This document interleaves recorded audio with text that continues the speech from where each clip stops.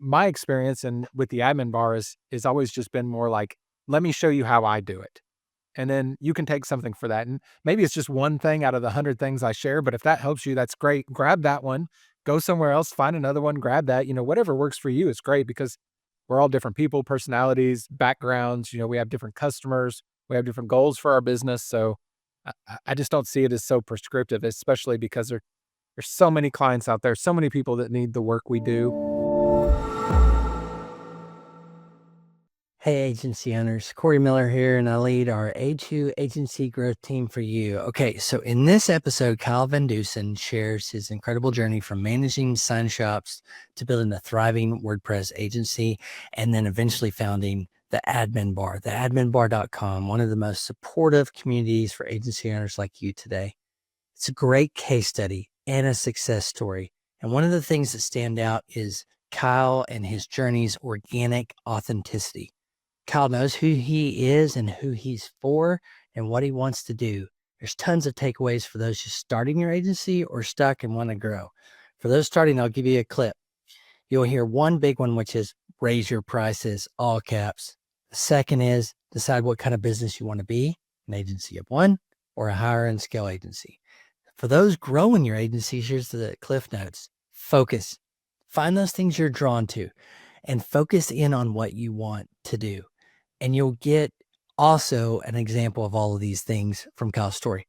And the second part for the growing the agency, and this could go for the starting ones too, is get a mastermind group. You're going to hear about his table mastermind group, but a group of like-minded fellow agency owners on the same or similar journey with the same values. You got to have those, going to help your story. And by the way, if you aren't a member of the adminbar.com, go join today. It's free. It's great, kind, supportive community led by a really authentic leader and agency practitioner in Kyle. Okay, hope you're ready to take notes. Kyle's journey is filled with great ideas and inspiration for you.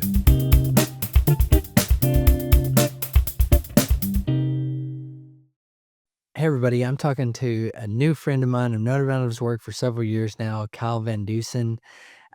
He's got such a compelling story. And so when I got to meet him in person at WordCamp US in Portland, I was like, dude, we got to talk about your journey. There's so much more I've learned in the last couple of weeks getting to know you more, Kyle. I think it's such a compelling journey for multiple reasons.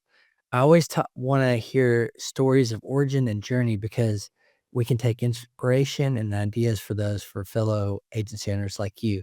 But you've got a big segment too where you pulled out an incredible agency community called the Admin Bar.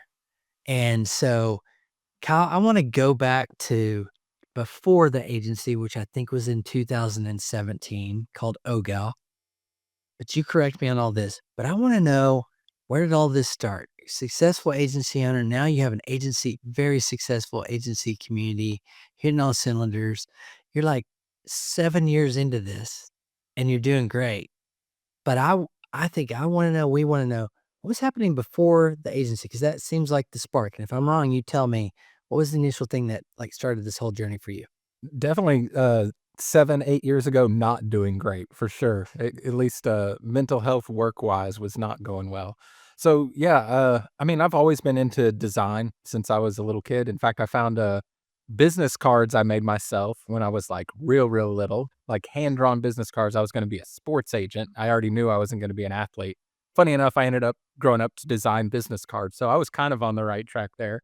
But so through high school and stuff, had bands, and I was always the one making the band logos and the flyers and all those kinds of things, and very into design stuff. And a buddy of mine, we lived in a real small town in Texas. His parents owned a neon sign shop, and they opened up another sign shop where they did vinyl graphics and stuff like that. And I just loved going over there. It was just magic to me. They had giant printers and plotters cutting out stickers and stuff. I just thought it was the coolest thing ever. And his parents were real nice, would let us make stuff after hours and all that. And I just started hanging out there as much as I could and asking, can I sweep the floors? Can I do whatever to make myself useful?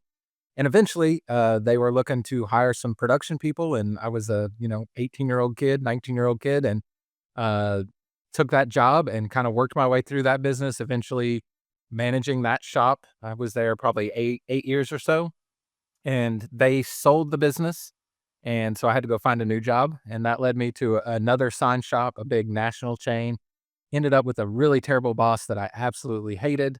Left that, went to one of the other franchises of the same company, and ended up with another bad boss that I really hated. In both of those situations, I had a boss that I think was totally incompetent. Like, while I was at work, I felt like this guy does not know what he's doing. And it started out, when I got there, like, he was in the middle of everything, doing all the work, pulling his hair out. And I noticed as I started taking over more and more responsibilities, he was at the office less, and he was buying a new truck, and he was out on his boat. And I thought, man, I'm the one here doing all this work, and he's out there living the life. I'm like, this should be me having all those things. And while all that was happening, my wife ended up starting her own therapy practice. So she was starting to work for herself and set her own schedule and all the good side of entrepreneurship that goes with that. And I was definitely very jealous. Right around then, around 2017, I got an associate's degree in business. So I didn't go back to school until, I was in my late 20s, went back to college, ended up getting that associate's degree. That was enough for me. Wasn't interested in more school, but I was definitely interested in starting my own business. Now, the sign industry is very expensive. Printers are $100,000. I had $0, so that wasn't going to work well for me. So I started picking up some like freelance design work and stuff on the side.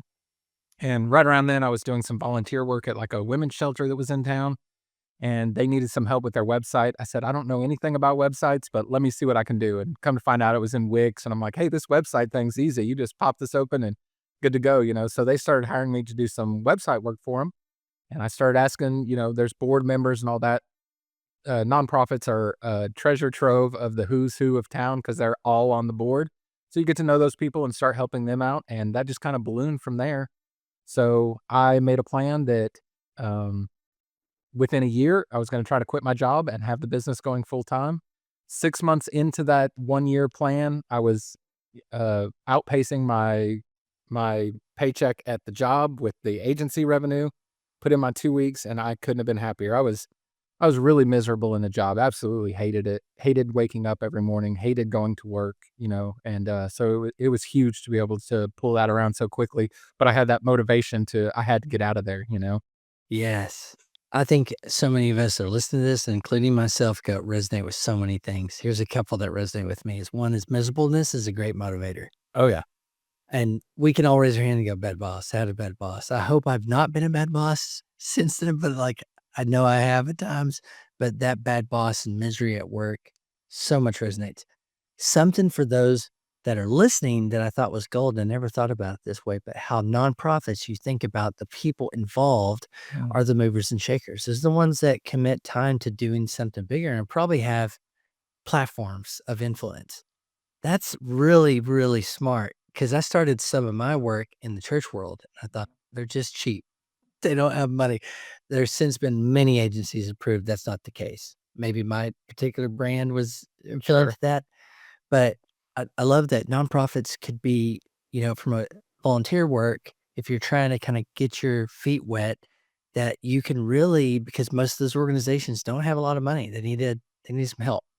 And so that's a great way to like source new leads. So I love that takeaway. The third was I can't help but go back to your story, like from the designing business cards.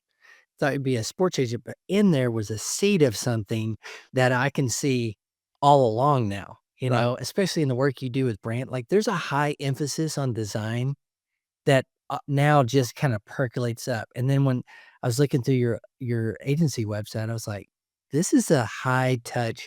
And you tell me you've had an extensive career in design, even if it was print, like I see it. I see those fingerprints in it. Yeah, it definitely helped that, I spent, uh, I don't know, 18 years, no, about 15 years in sign shops doing design, mostly design. When you work in a small business like that, there was never more I than do everything. 5 of us at a business. You do a little bit of everything, but my main focus was always trying to do the design work. So that's definitely where my background came in. Learning all the development side of running a WordPress agency has been, the new thing to learn for sure. Absolutely. But like, and then, I hear this in so many agency journeys similar to yours, and it's mine too, is that these things you were able to see with those jobs, even if they were miserable at times, probably helped you formulate all the values, the vision for what you've done with your agency, and then the admin bar through the way. Like, I don't want that.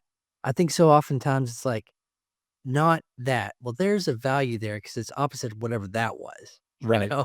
I had some bosses that gave me some great lessons on what not to do, so Right. that's helpful. It's education.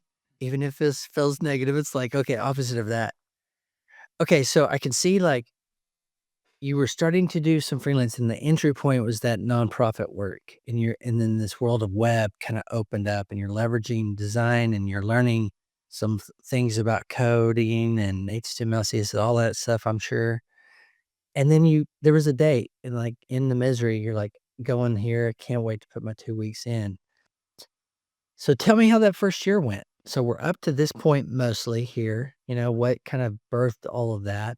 So how was the first year? You're full time now. You're kind of living that freedom fighter dream that you got to see with your wife and go like, hey, I want to be on the other side of this. But how did Yeah, I the mean, start go? the first clients were hard fought to get, I was working a full-time job, so I could only work in the evenings and weekends on my own stuff. I couldn't do it during the day. I definitely took some business phone calls in my car at lunch at the real job. Um, the day job didn't know about it for a while, and then they found out, and then they told me, "You gotta quit doing that or you're fired."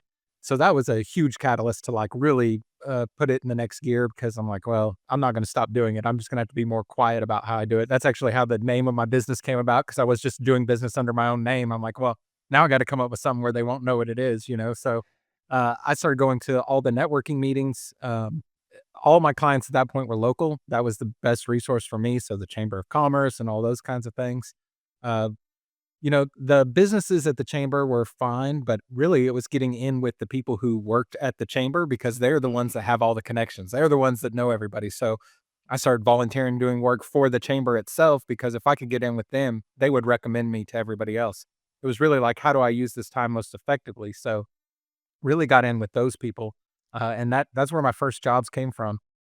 Because I had a little bit of business school, not that I have much of it, but a little bit of business sense, I really knew I had to have a plan come together, in order to quit that job, and, me and my wife went through all the Dave Ramsey stuff and got debt free and all those kinds of things. All that was going on at the same time, so we were eating rice and beans, and I had, a small child at the time, another one right around that time. um so I just came up with a plan of like, this is how much income I need to replace. This is how much needs to be recurring income, all those kinds of things, because I couldn't just quit my job, not with a family and kids and all that to support. So really just put together a plan of how this has got to happen. And I'm one of those people that needs like a checklist of stuff. And if I have the checklist of stuff, you better believe it's going to get all done. I have to knock those things off the list. So having that like kind of like I would call it a business. I probably called it a business plan when I wrote it. I think if I look back at it now, I would laugh at that, idea, but having that plan together to say, "Okay, here's where I gotta get here's where the fence post is, and I have to get there," that was huge for me. So it was just hustling as much as I could. I was doing $500 websites as we all do, but Yeah. the thought of somebody handing me $500 to do something that was a bunch of fun and I didn't have to, go to work to my real job to do that was huge. I thought I was rolling in it with those $500 websites. I remember those days too. I did my freelancing for a sliver of time for about a year, very similar to yours. And it is fun. You're learning and you're getting paid to learn. You're like, you want to give me money for the okay, okay, Yeah. that's awesome. So you obviously knew though, you'd been doing some and you go, okay, website builds and recurring revenue. I mean, you were baked into that strategy, which seems to be everybody I talk to, including you, leading agency community is, you got the project build, but the recurring side with WordPress maintenance plans and care plans and all that stuff, that's where that you kind of feast and famine can kind of level that out. But you had that in mind. You went into your agency with those things. Yeah, I mean, I had to have that safety net, right? So for me, it was always not so much about the ceiling of what my business could do. I never had an idea my business could do anything to even replace my income, hardly, let alone exceed what I would have ever made in that full-time job. For me, it was about raising the floor less than the ceiling, So I needed that floor to be something where, my family's not going to starve, right? So you have to look at those recurring revenue sources for stuff like that because the project work, like you said, is just a roller coaster. And especially when you're doing all this by yourself, you might have a really great sales month. But that means the next month you're going to be delivering work the whole time. You have no time to go to networking and do sales and start new projects because you're deep into the one you're working on right now. So then the next month's terrible, and I'm sure I did that several times before I really cued into the recurring revenues where it's at. So I don't even know that I was calling them care plans then. It was just like, instead of invoicing you every time you need something, what if we just set up a monthly retainer for my services and I'll just give you so many hours every month? That's how I was making it up to my clients at the time. And I'm sure I heavily discounted it and all those things, but whatever I could do to like have a normal paycheck coming in from those people was huge to just raise that floor.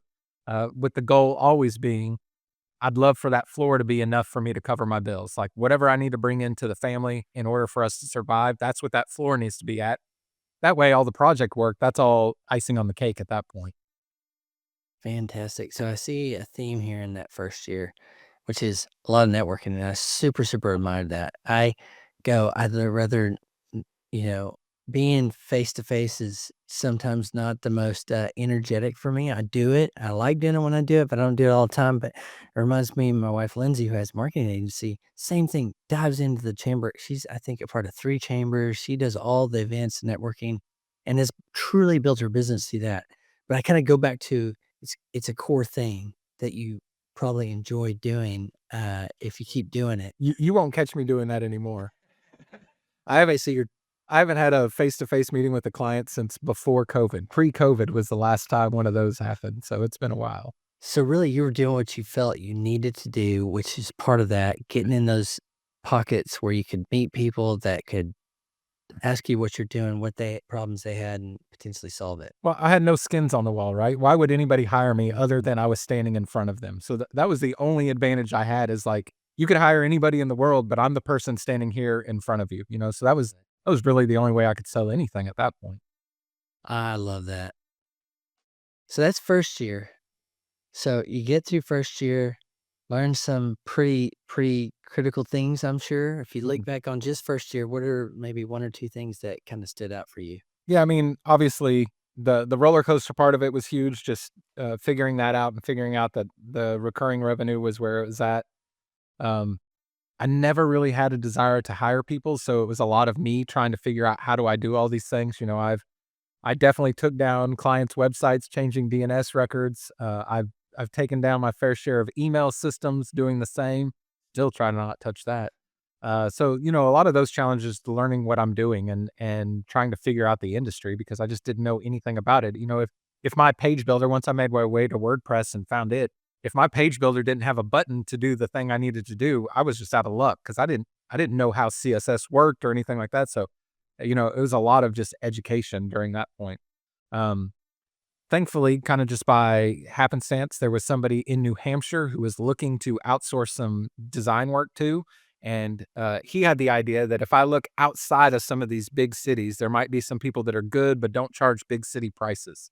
And so I was situated about an hour out of the Dallas Fort Worth area, and he happened to find my website, and I guess liked what I did enough. And so we started having conversations, and he hired me to do some work, and that was my first real work, like outside of my local network, which kind of opened my eyes to it's a bigger world than North Texas anyways. And eventually me and him just kind of sparked friendship.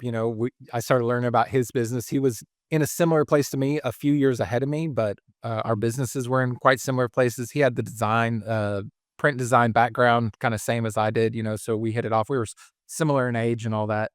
And what we realized pretty short into that, we were talking about projects that we were working on at first, but we started talking about our businesses more and more, and we started talking more frequently and sharing, here's how I deal with this problem, or here's how I deal with this client, or here's what I'm charging for this thing. And all those things were so eye-opening because I wasn't on an island doing all this by myself anymore, making all those every mistake you have to make. I wasn't having to do them all on my own. I was able to learn some from him. He was able to learn some from me.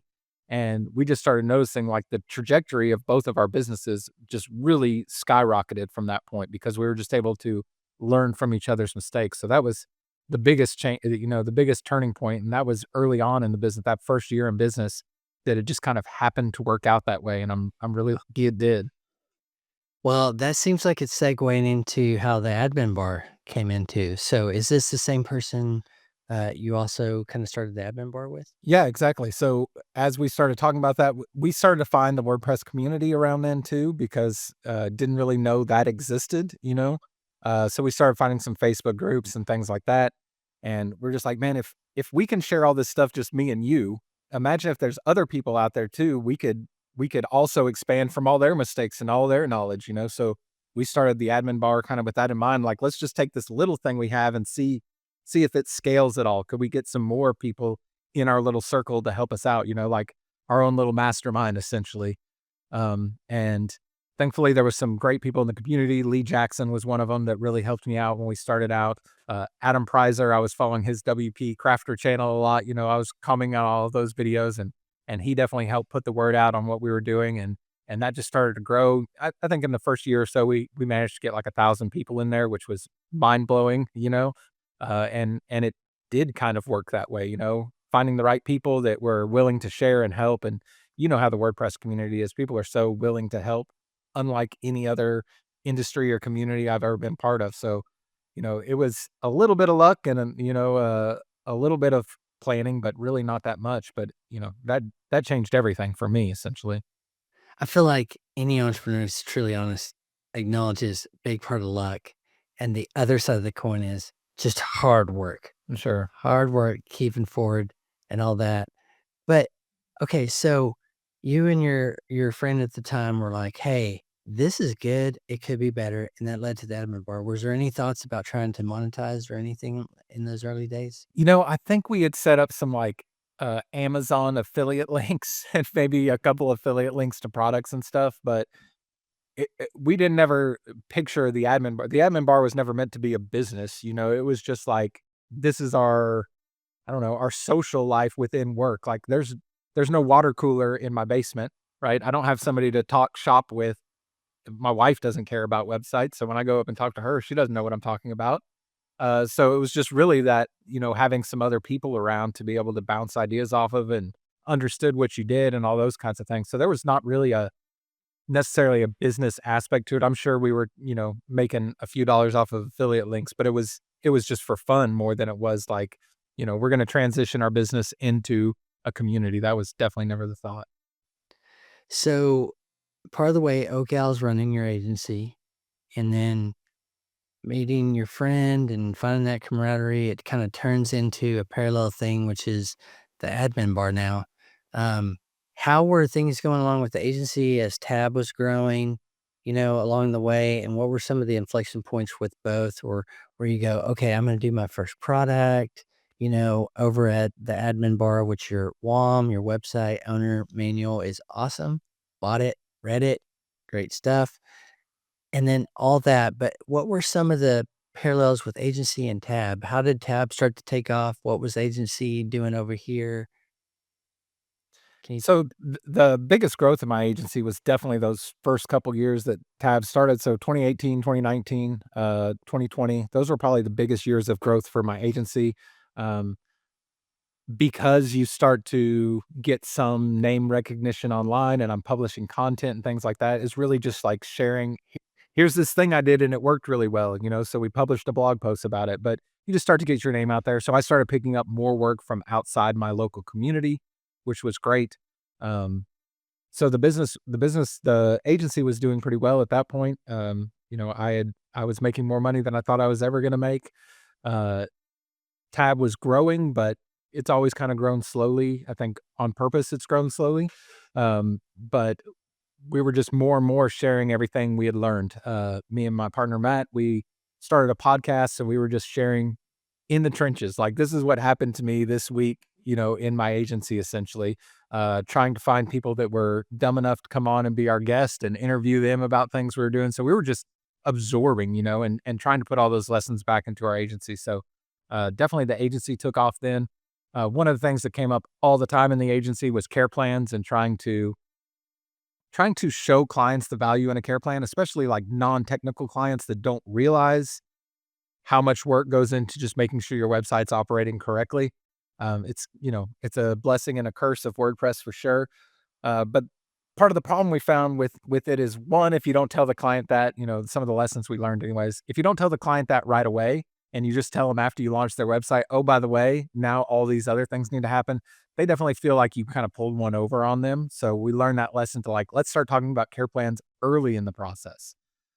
We also learned that we really had to educate them on what all needed to be done in order to run a successful website, the plugin updates, the security, the hosting, the maintenance, all these kinds of things. So out of those conversations and probably dozens of those conversations in the community, we came up with the idea of the website owner's manual. So essentially, what that was is a sales tool, uh, masked as a helpful guide for your client. Or yeah, yeah.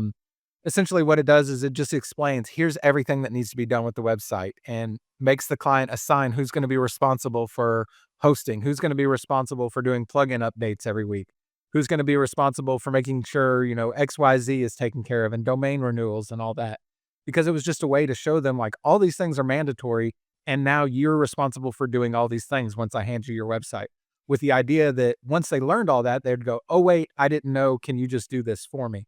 Yeah. And so we came up with this idea, did a rudimentary, version of it, and started giving it to our clients and just saying, here's all the stuff you need to do. And we just started seeing all of them sign up. It was like a light switch turned on. It was like, okay, now every client wants to sign up for a care plan because they finally realize the value of it, right? So we're like, okay, we got to get this in everybody else's hands. So we we were real smart. We decided this should be a lead magnet.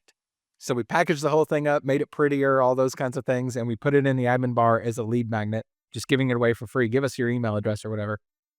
I think over 6 months, we unloaded maybe 100 copies of it, and it was just people didn't get it. People didn't really understand the idea of it or the value of it. And so I think we took it down for a while. We kind of made a version 2 because it was working so well for us. So, me and Matt were sharing back and forth how, what tweaks we were making to our copy to help out with it, or how we were changing the processes, or what we were saying to clients. And we ended up like just releasing it as a version 2 essentially at that time, but as a paid product. I think it was, $10 or something like that. And in that first month, we sold thousands of Yeah. copies. As soon as we made it a paid for product, people all of a sudden thought it might be valuable. So it was a huge lesson for me. Like, people don't value free so much. I thought everybody would really value it because it's free, because I'm not even charging you for it. But once we put a price tag on it, people started paying attention to it, purchasing it, using it, actually, I think the having to fork over a little bit money made them accountable to actually trying to use the thing. And then they started seeing how well it worked and posting in the group. I just got another care plan because I sent them the WOM, so it became a little phenomenon inside of our community. And that spurred a lot of the growth inside the admin bar too, because people that were having success with it were sharing it in their other communities they were in, so that brought a lot of people into us as well. But I did the math one time, trying to estimate how much money the WOM has made agencies, and it was in the millions. And this was a couple years into having it, which is just really cool. That's incredible. I wanna go back to something, it's incredible for a bunch of reasons, but, like, you think about it was practical and helpful for the client, and it's a win-win, it's a win together. Yeah, So, hey, we had our house built. If my builder had been like, "Listen, every X amount of years, you need to do this. X amount of years, you need to do that." All those things, I'd have been like, "Oh god, how what do I need to do?" right. Like, recognizing you're the expert in that, your client is not, but what a beautiful win-win. Hey, you whether you do it or not with us, you need to know these things. You're gonna have to figure out all the domain renewals, all those things, the updates and stuff, and I think that's part of holistically delivering what you're delivering, where, I've talked to a bunch of people, you talked way more, but, like, where they don't realize and they gripe, I've got a friend of mine, you know how it is, being in web, and, like, doesn't fully realize that it takes time and effort to update all these themes plugins. Sure. That takes time and effort for that, and I've not seen a care plan ever, or maintenance plan so far really done that way. I think it's, like, beautiful on both parts because the client is informed regardless, but also, we built it for you, we'll continue to take care of it for you. Yeah, and That's that brilliant. that was such an important part of this to me because I'm not a salesperson. Like, I'm happy to show you what I know and tell you what I'd recommend, but I'm not gonna push anybody into doing anything. I'm not gonna sell them, magic beans or anything like that, you know? So, for me, it was like, okay, well, the upside is they buy a care plan. The downside is they at least know everything that's supposed to be done with their website, and when they come back to me in 6 months because the website's broken, I can say, like, "Were you doing all those things I gave you? Because I tried to tell you to do all this," you know? So, to me, it was like, "Okay, well, everybody wins in this scenario. I don't feel guilty," you know? I think part of the problem we had selling care plans, it was like, it always felt like you were selling the extended warranty, right? So, or like you get up at Best Buy and they want you to buy the extended warranty on whatever, you know, a pack of gum or whatever. That's how I always felt selling care plans. I felt sleazy selling it like, and oh yeah, if you don't continue to pay me this ransom, your website's going to break, you know? And the website owner's manual really helped me reframe that to like, let me help you with all this. Either learn how to do all of it or I'll help you do it. I ended up for my agency making a blog post like, here's how you run a website maintenance plan yourself. So if clients said no to the care plan, I just sent them that blog post. Here's everything you need to do. Now that post was purposefully overwhelming, but it was all truth. It was all everything you needed to do. I just knew Joe the plumber wasn't going to have time to do all that. You know, it's a lot easier to do that for 10 or 20 websites than it is to do it for one for yourself, you know? Giving them all the resources, Sure. all the things, and then them going, "I hope you value your time doing your expertise and want me to do mine for you," you know? And so that's really, really brilliant. Uh, and I get the part about the cells. So instead, you found this really balanced and beautiful way to say, I'm turning this over and here's the things you're gonna need to take care of it. Like house builder, I don't expect him to come back, you know, Right. but he knows way more than me about my air conditioner, my filters, all those things. Like, and if he probably said, "Hey, for $50 a month or $100 a month, whatever it is, I'll take care of these areas." I love that. Yeah, it worked out perfectly. I mean, I still use it to this day. Every client that I've ever dealt with gets a copy of it. You know, it's changed and evolved some over the time, but essentially, it's the same thing it was when we first made it, you know, 6, 7 years ago, and I think the biggest feedback we get when people maybe don't fully understand what they're buying or whatever that happens, uh, they're just like, "It's so simple, like, why didn't I think of this?" And it's those, like, "Why didn't I think of this?" products that I think are so amazing, and, you know, we didn't do it through a grand plan, it was really just like, "How do we solve this problem we have?" And, uh, I think that's ended up kinda being a theme with the products that we've made through the admin bar is like, how do we make this the simple version? Like, what is this at the bare minimum, like the easiest implementation of this? Because it's often what works best with clients. And, you know, we're software people. We like to over engineer everything, you know. So a lot of the solutions that exist out there are really cool and I'll nerd out on them all day, but you also just waste a lot of time messing around with it and clients don't appreciate it or understand it. So for me, it's always been like, how do we get to the most simple form of whatever this is? Well, I love it because we used to think about it like sawdust. You know, sawdust has some use in some ways, but you're doing this work for yourself. It's helping you sell more maintenance and care plans, and then you built this great community over here and be able to roll it out. So you're making money and purposeful profit in 2 different ways. Yeah. Agency owner here is going, "Oh, man, this is an innovation that would have taken me several years. This came through trial and error for you. You've done something that helps your client, but then you're taking it over here and going, 'Hey, it could help you too, agency owners.'" And I love that. And I wanna talk about the rest of the products because 'cause I'm sure they evolved through that. Because one was the first one. Mhm. What about some of the next products that you offer? As your communities continue to rave, Facebook, I mean, you know, if you haven't been to the adminbar.com, go join, check out the Facebook community. Super helpful, super supportive, very active, by the way. Yes. We'll get to that in a second, but how were the next products? So this one, you know, free lead magnet, love that, pulled it back, put it for sale, blockbuster success for you. So, like, okay, hit something there. What was the next? Yeah, I mean, in 100% honesty, the idea of service-based work versus product really blew my mind, especially a digital product. I feel like 100 years from now, they're gonna be looking back at this as kinda like the gold rush of digital products because it's like unlimited inventory, you know, once it's done, it just resells, like, when we were waking up the mornings after the WOM really started selling, waking up and just seeing notifications on your phone that you literally got paid while you were sleeping was pretty eye-opening, you know, it's like, "Okay, we should probably do more of this. However, really slow going with building products because it's never been just like I don't wake up in the morning saying, "Okay, I need a product to sell. You know, what product can I make to sell today?" It's always been like, what challenge am I trying to solve in my agency and how do I figure it out? And I solve that problem. I'm like, Eureka, this is actually working. Let me go share it with everybody. So really all the products that came out of that. Um, I guess around 2020, Matt, my partner in the admin bar, running a community wasn't really his thing. I kinda got into, like, I think this is what I wanna do as much as I wanna do my agency, and he still kinda saw it as, like, a fun thing to do on the side, so we ended up kinda splitting up over that, splitting that up, and I took on all the admin bar stuff. And I partnered up with somebody and made a plugin, which I thought was, the next thing you do is make a plugin. That went well and sold well, and it was really cool and all that. But the partner I had, he was the developer. I didn't know how to develop a plugin. He got some better offers that came around, and had to leave doing that, so that shut down.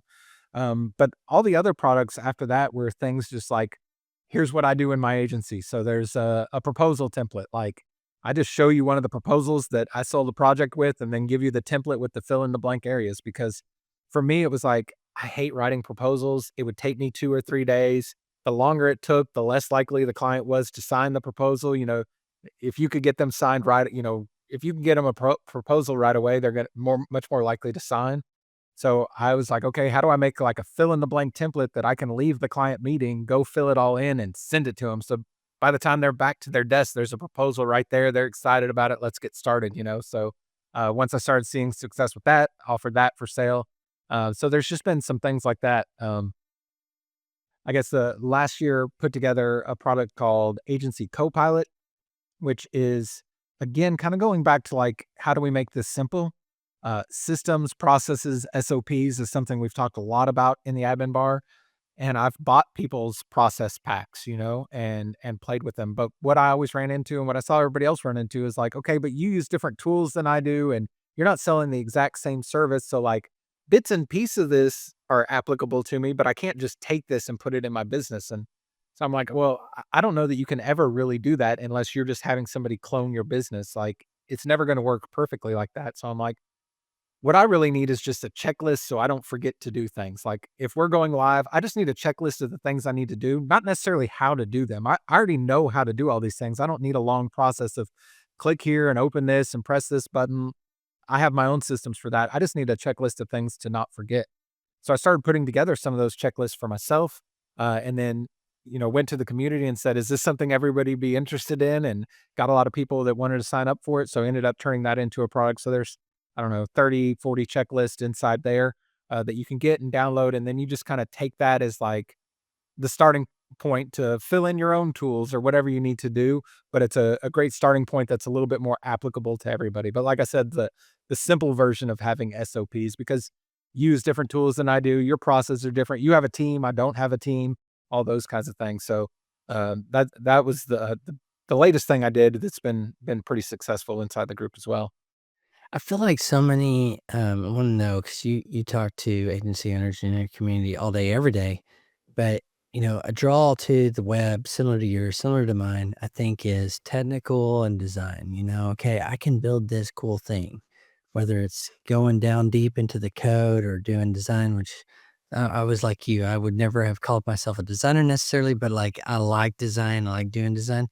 But then it's these things we're talking about that your products really help, which is that sales and marketing. Mhm. Like so many agency owners, particularly in WordPress I talk to, don't like that side. The technical is safe. They can understand Yeah. code. Haven't ventured into sales and marketing. Why I can see why WAM, agency copilot, and other things you do are so critical because, whoa, Kyle's figured it out.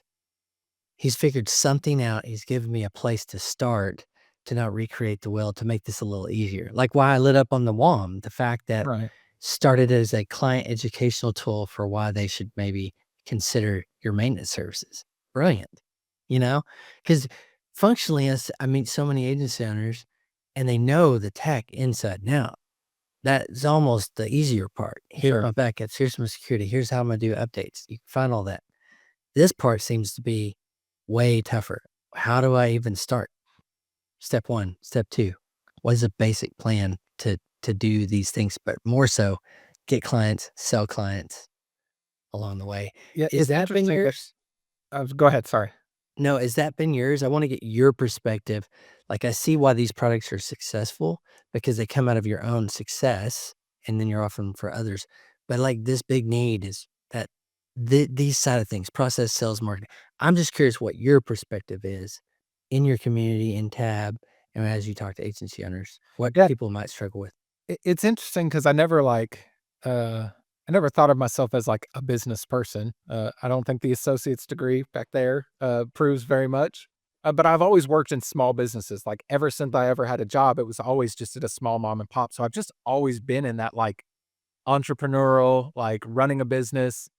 Everybody knew what was going on in the business. That's just always been my life. So I realized that through those 15 years at a sign shop, I learned a lot of stuff about business. Again, a lot of like, here's how not to do it, but those are still lessons to take. So I think without consciously going into the admin bars, like this is going to be a business focused thing, I naturally gravitated to like some of those more business topics and still like, I was never going to be the expert on how to develop stuff. So I can't really teach many people that. But I did see, people didn't have that same experience that I had working in a small business forever. So maybe they didn't understand like just marking something up 10% and reselling it, you're going to lose money on that because you have taxes and this and that and like all these little things that you just kind of learn along the way. So a lot of our conversations and like I don't know the conversations, the vibe around Tab, a lot of it is focused around more the business of running an agency than it is necessarily the nuts and bolts. Now, there's a million threads in there right now about what tool do you use for this. That will never go away, but we definitely talk a lot more about the business stuff. And I guess 3 years ago, started some mastermind groups for kind of the same reason. Tab got so big, we were close to like 9,000 people at the time, and while that's great, and now there's a lot more like crowdsourcing you can do, we lost some of that like intimate getting to know people, understanding their business. Early on in Tab, I knew everybody's name and I knew where they were located and I knew what kind of work they did. And so when they asked a question, I could tailor that response knowing who they are, right? But when you get, 9, 10,000 people in a group together, I don't know everybody in that same way. So we started doing the mastermind stuff, and that's always been focused around we rarely talk about what tools people use. It's all about getting the business, working on the business to make the business better. So, uh, maybe the associate's degree came in handy, but that's definitely been a huge focus for me, and I really enjoy that the business side of it.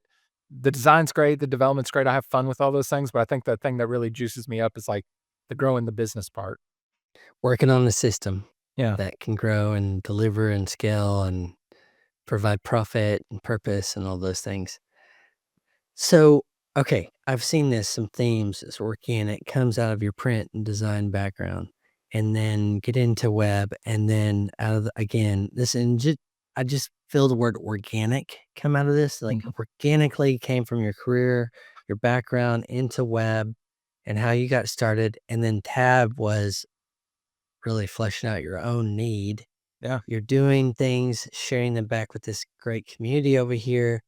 And so along this time, tabs just continuing to build, right? Agencies doing this, you've got some products, but then what were some of the catalytic things with the community side for Tab? You mentioned masterminds. I want you to talk about that because I'm very compelled to have a peer group that gets it on the same or similar path as you, same or similar values, and doing it together, pushing in the good stuff and saying what works, what's working, and has masterful effects in my life. So could you touch a minute on how the Tab community has grown and then another this outshoot with the masterminds?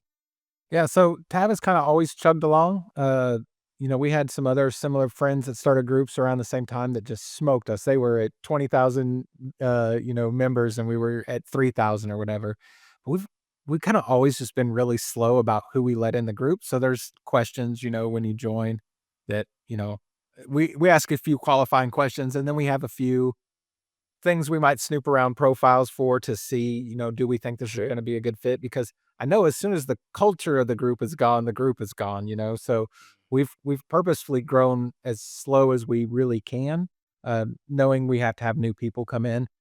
So that's been slow. and that's been fine too. I think every time I check it, we let about 40% of the people who asked to join the group, we actually let about 40% of those in. So we try to be picky about who comes in there and very, very quick to escort people out of the group when they don't behave in the way we think is appropriate. So that's been a huge part of why Tab has done what it's done is because we've gotten the right people in there, right? So my business would be nowhere near it is without all these people who help. Like you've been very kind to say nice things like I know what I'm doing, but really it's just been the luck of having all these people around me that have been willing to share. Like I didn't invent hardly any of this. I just picked up a lot of lessons and was a sponge from a lot of really generous people that were willing to help.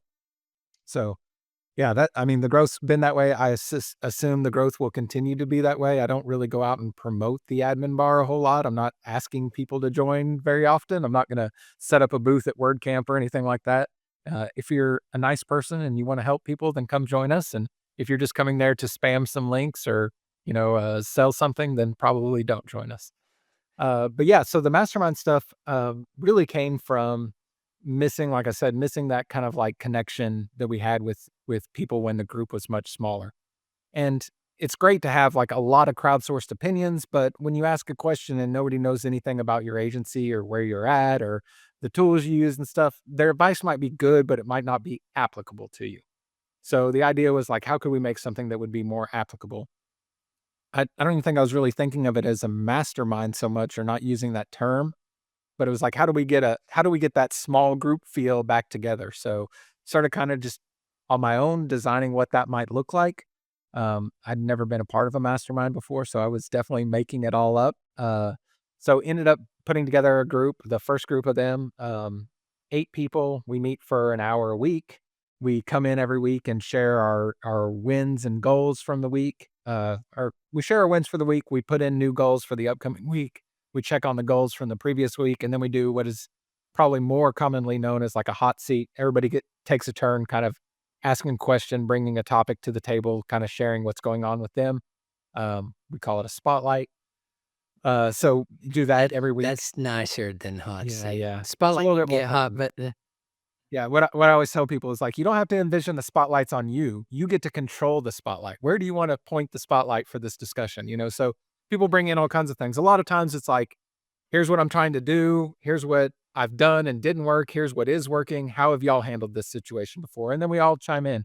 Uh, from that original group, we still have several members there. So it's, I think, a little over 3 years now they've been in the group.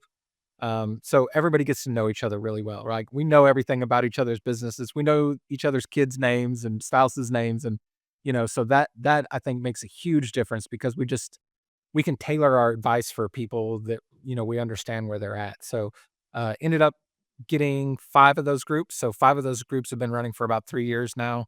Um, unfortunately, people don't leave very often, which is great, but that also means we don't let people in very often. I've kind of tapped myself out on how many of these I can run. And uh, I would say right now, that's probably like a quarter of what I do is just focused on these mastermind groups. They're called table in case I say table and nobody knows what I'm talking about.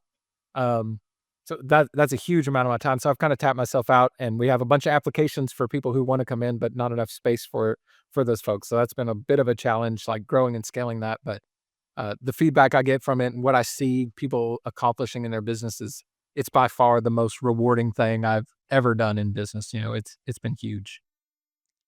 that's small groups, same path, similar values, so powerful when you can do it, when you're, like, pulling for each other, and it's a big theme I've seen your whole story is, pulling together from WOM, helping with the client, it's a win together.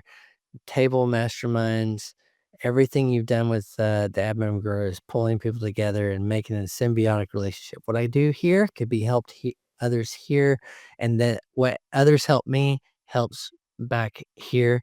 And I think that's a great win-win. So, okay, we've talked about the origin before, and then how all this kind of naturally just kind of were outcomes of it. It's really brief, beautiful picture. But if you're talking to someone starting an agency today or in an agency current, like running an agency, based on what you've seen, your community, your success with agency work and all that, what are some things? Let's start first with the person just starting out with an agency. What would you tell them? Whew, all right. So just starting out, I would say raise your prices first. Just I don't even know what your prices are, but they're too low. I can tell you already. Um, I think a big thing is like deciding what kind of business do you want to build. I think there's pretty two distinct paths you can go in the agency world, and one is to start hiring people and scaling and getting bigger and bigger, and the other is what I did, which is to purposefully stay a little bit small and maybe just raise your prices and grow that way. But those are two really, really different paths that require completely different skills. So and both of them have pros and cons, right? Like, so it's just me and my business, so it's very hard to scale, and I'm limited on how much work I can take in, and the ceiling's, not as high as it might be for somebody with a big team. But at the same time, I make all the decisions. I don't have to chase anybody. Uh, I'm in control of everything in the business. It's all on me, right?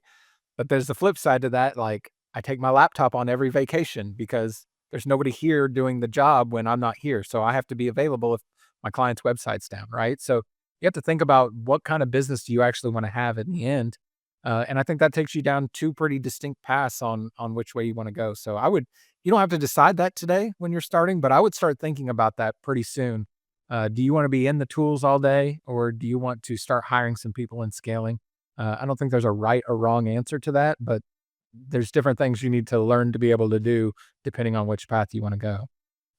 That's excellent.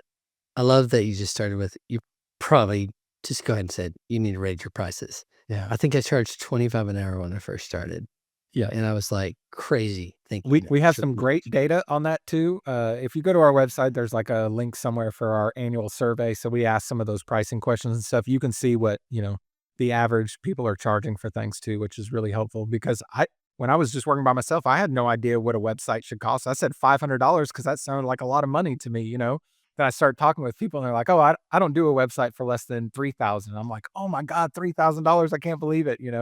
And now I think my minimum's like 7,500. So, it changes pretty quickly. Obviously, you need to have the skills to be able to back that up. Don't sell something for $7,000 that's worth $500, but chances are you really undervalue your skills. Everybody does it, all along. So Oh, yeah. that's definitely a good first piece of advice. Yeah, adminbar.com, go to the very footer and you'll see that agency report card. That's great work. I've looked through that. It's excellent data. Helpful. Watermark. Oh, maybe I want to try to get there. I'm charging too little. You know, those type of things. I love that data is there. Okay, so that's for starting an agency. So someone's in their agency in year 2 or 3 that you were there, 4 or 5, something like that. Couple steps behind you. Um, what advice would you give there? I think a big tendency for agencies is to think to grow, they need to do more and more things. And yeah, scale in the actual size of getting bigger and having their hands in more pots, and really the most successful people I've seen are the people that are, like, laser focused on something? So, uh, n niching down is one of those terms that I think some people are allergic to. I'm slightly allergic to it. But I think you can think about, specializing something in a lot of different ways. I think when you say niching down, people think immediately like, I only do websites for real estate agents or I only do websites for plumbers. And that is a way to niche. And I definitely know people that have gone into vertical niches like that have done amazing. But I think there's a lot of other ways to specialize too. So I just am a nerd for numbers and performance and all that. So I started really getting into like, what tech stack could I use that would give me the best performance numbers? And all this happened when Core Web Vitals were really getting more and more important, or people were putting an emphasis on them. So I started really focusing all my marketing around like, I'm going to build you a really fast website, and that ended up becoming kind of a niche for me. And like people were coming to me because their website was slow. So I was able to build a little bit of a niche in that, but that really changes so much. I think content is a huge part of that. I'm a big content guy, so make lots of content. But once you can kind of hone in on like, this is my wheelhouse and this is what I do, instead of having to go to networking meetings and rubbing shoulders with a bunch of random people, I don't really enjoy that. Kudos to you if you do, but you change from that to people coming and seeking you out. Yes. And the dynamic of your entire sales process changes at that point pretty drastically because no longer are you having to convince someone to work with you. You're just basically getting on a call and saying, "Do we align? Do the numbers align? Does this make sense for us to do business?"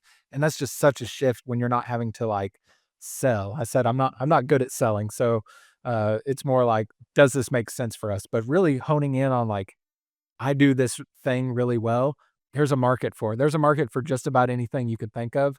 And I think you can draw a lot of that, prior experience or places you worked before. There's a lot of things that could make you a better candidate for this or that. So I would really encourage people to think about like, what is it that they do? If you had to tell somebody that elevator pitch, I do XYZ, it needs to be pretty specific because I build websites. Everybody builds websites, everybody's nephew can build a website, especially today. So being a little bit more specific about that and having something that you do better than everybody else, it makes such a huge difference. And coming back to from a clean from your story is something you're interested, passionate about, like drawn to naturally. And that when you said performance was something you get like. So it helps you probably stand out. That first year you're doing the networking, you're just trying to get some data. And then you're kind of surfacing, oh, it's just pattern recognition Right. for And yourself and your clients. I didn't realize it for a very, very long time.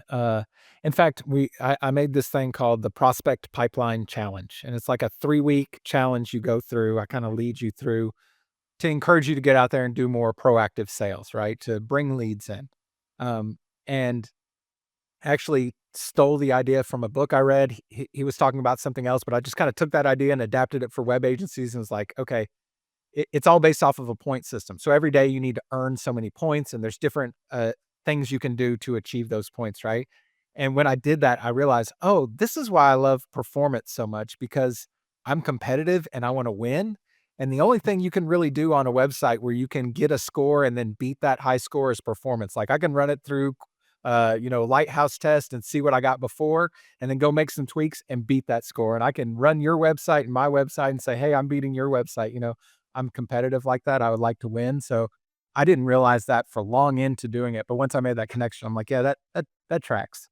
And that goes back from knowing who you are. I just shared some content on our YouTube channel where this video is going to be, but just so much of your understanding who you just are waking up, you know? Like if somebody else goes, oh, I'm gonna start an agency and start a community, that's not gonna work. Mm, That's artificial. You have those values embedded, knowing who you are. You want that community. You enjoy the iron sharpens iron with that evolved into the masterminds at the table masterminds and things like that. But I think where I went wrong in my entrepreneurial career is I didn't start with what naturally am I drawn to and when those things get out of place. But they're so much better because you lean into your own strengths. Like I give the example of Lindsay and my wife in networking. She's a natural. Like now, would she say she gets the most maximum fulfillment and joy out of it? No, but it's natural to her. Whereas me, I'm like, deep breaths before I go in. I'm gonna have to grip and grin, do my thing. It just comes so natural to her. So her business has been supported and grown through that. But if I had to say, I got to do it that's why I loved how you're so honest. She's like, no, no, no, it doesn't. I needed to that year, yeah. but I evolved into these things because they were natural to you. Where you said like tab really exploded the agency because you're doing something so natural, content community. That kind of resonates out from you. Yeah, and I don't know how to tell you to figure that out other than to just try stuff and, what Yeah. makes you excited to come down and work and what makes you dread going to work and lean into those things. There is just so many ways to do this, and that's one thing that I think a lot of communities in our space tend to be kind of prescriptive with things, right? Like, here's how you need to set things up, here's how they need to run, here's who you need to sell to, here's exactly how you need to do it. Take this blueprint and this is how you do your agency. I'm sure all those things work and they worked for those people, but it's not gonna work for everybody? So Mm. my experience and with the admin bar is always just been more like, let me show you how I do it. And then you can take something for that. And maybe it's just one thing out of the 100 things I share, but if that helps you, that's great. Grab that one, go somewhere else, find another one, grab that. Whatever works for you is great because we're all different people, personalities, backgrounds. We have different customers, we have different goals for our business. So I just don't see it as so prescriptive, especially because there's so many clients out there, so many people that need the work we do. There's plenty for everybody. So I don't think you have to just follow somebody else's formula. I wouldn't, advise anybody to follow mine exactly, but hopefully you can take something from it. I love that. I heard it great. And the best yoga instructor ever go take what you need, leave the rest. I felt so freedom in that because it's like I don't have to follow their plan A to Z.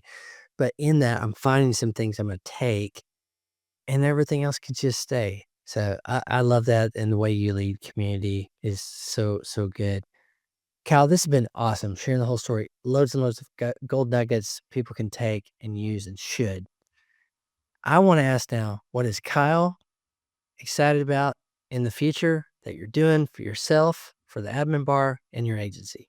Oh man, that's hard. I'm not a big forward thinker, big picture kind of guy, but I mean, obviously just more of the same of what we're doing now is huge. Our masterminds are just going so well and like seeing those people grow. I mean, we just had somebody in there that he's been in the group for years now. He's been working on a product forever and he finally got it launched and been trying to help him promote it and stuff like that. I get so much joy and fulfillment out of like helping see all that, helping with that and see all that happen. So more of that for sure. Continuing to see the admin bar thrive. I'm trying to get better about creating videos and things like that. So staying on top of our YouTube channel and those kinds of things. So hopefully more of those things come, more ways to be helpful. Working on some new resources and stuff right now. I think the you mentioned a second ago about the organic stuff and so much of this has happened organic, which is a blessing in the fact that it's authentic, I guess, but it's also like, it's very disorganized. Like what you see behind me is very clean and the rest of it is a little bit messy. And that's pretty well represented in my business as well. Like because I didn't do a lot of this with like planning and foresight and like mapping out all the steps of how this was going to work, like not all of it's connected and I don't know exactly where it all leads to and I don't have a master plan and so trying to work some of those things out too and like make all this the puzzle pieces come together a little bit better is definitely what I'm working on right now. That's awesome. Well, go check out theadminbar.com, join the community. You're going to be so much better for it, so active. Got a great leader here in Kyle and what he's built over there at the admin bar. But thank you, Kyle, for sharing your agency story, background, how Tab is helping people and how that came about. Super, super inspiring. There's so many ideas, inspiration other agency owners can take, whether they're starting or growing theirs, and then just have a great community in the admin bar. So go join admin bar today. You can just tell there's a great leader over there curating an awesome agency community. So Cal, thanks for the time today. Thanks Appreciate for having me. Very, very fun. I appreciate it.